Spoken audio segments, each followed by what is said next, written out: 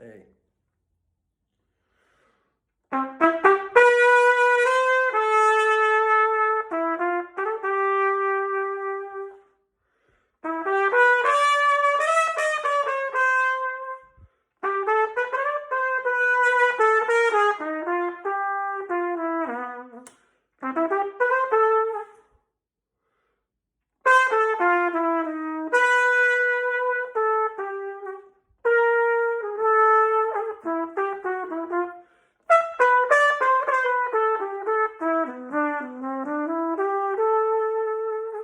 Hey, that is the song, the standard, I Can't Get Started With You, which was made famous many, many years ago by Bunny Berrigan, a great trumpet player who played with the Tommy Dorsey Orchestra. He started it. It was his big hit, Bunny Berrigan. And he sang and played this song, I Can't Get Started With You, and he started it like this.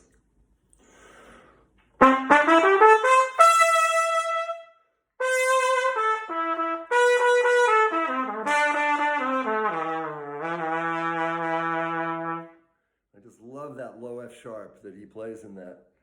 But I was reminded of that tune, I Can't Get Started With You, because I've been listening to a Hal Galper record from probably the late 70s or somewhere in the 80s. I really don't know when it was made. It's a live record called Children of the Night. It features Mike and Randy Brecker, tenor saxophone and trumpet player brothers who were huge innovators in modern music.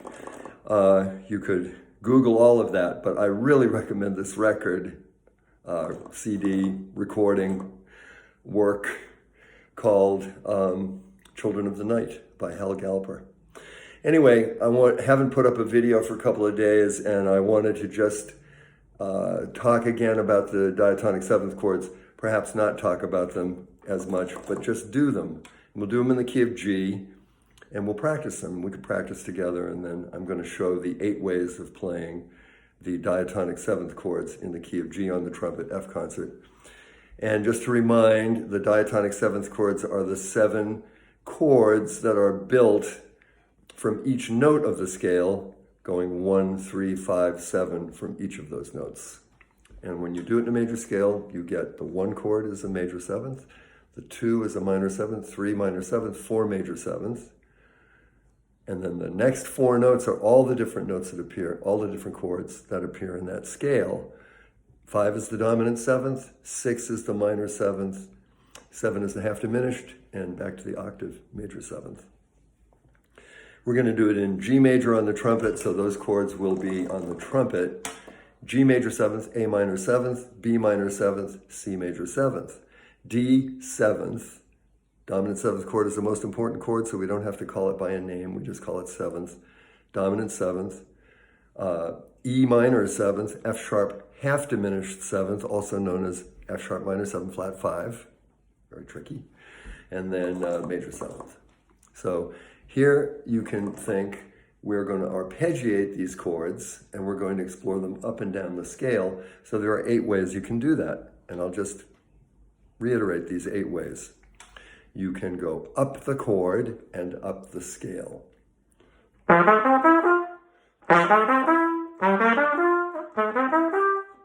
you can go up the chord and up the scale, down the chord and up the scale, up the chord and down the scale, down the chord and down the scale, up the first chord and down the second chord, up and down the scale, and down the first chord and up the second chord, up and down the scale.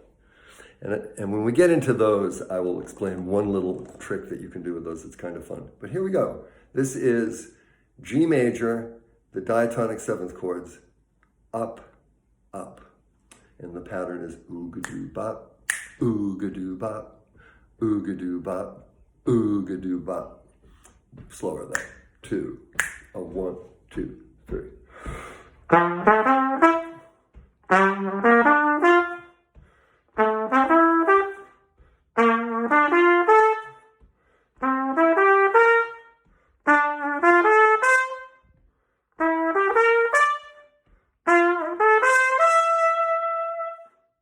Up, down.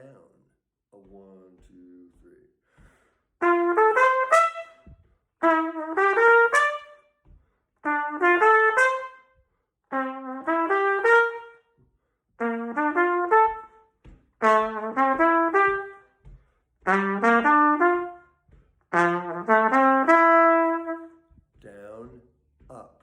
A 1, 2, 3.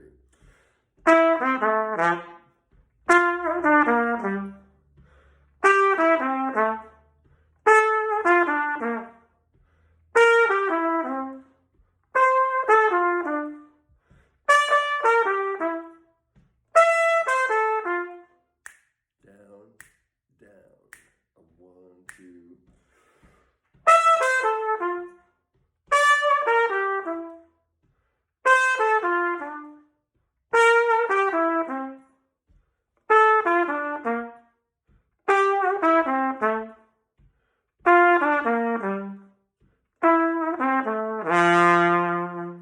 So we did 4. We did up, up, up, down, down, up, down, down. Now, let's explore up, down, up. But I want to point something out about up, down, up. There are 8 chords that we're playing because we're playing the 1 chord on both ends of the scale. So if we're going up the 1 chord, down the 2 chord, up the 3 chord, down the 4 chord, up the 5 chord, down the 6 chord, up the 7 chord, and down the 1 chord, it would behoove us to then do up, down, down, because now we will go up the 1 chord and come down the 7 chord, and everything will be the opposite way. How exciting. But it is. It's very exciting, actually. So I'm going to do that. I'm going to go up, down, up, and then immediately come back down by repeating the tonic chord in the opposite direction that I just played it at the top. 1, 2, a 1, 2, 3.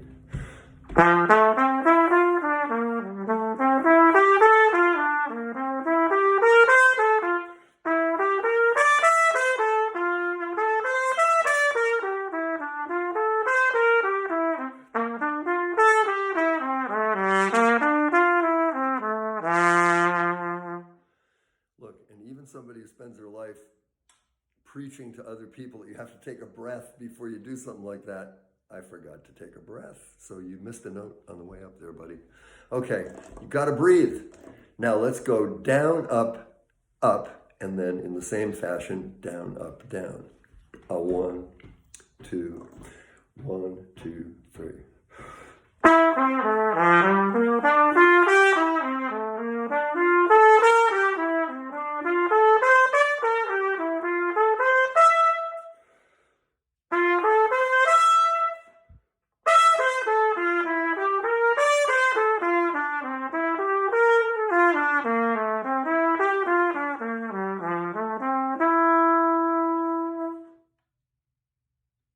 Messed it up on the top, so I repeated it a little bit.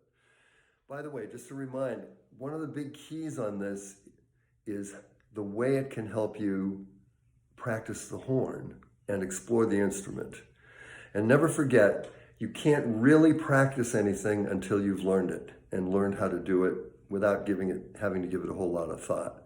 So there are several layers to practicing, and the first one is preparing to practice. You're sort of practicing to practice. And then later you practice. And that's the yoga of trumpet, when you have an exercise that you can do fluently, but then you do different things with it and challenge yourself in different ways.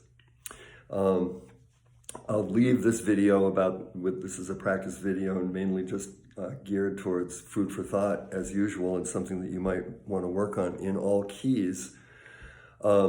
I did mention this in the previous video, just the whole idea of displacing this stuff or doing it with different rhythms reveals to your brain new perspectives on the material. And I'll never forget when I first was doing the up, down, up and discovered that and for myself.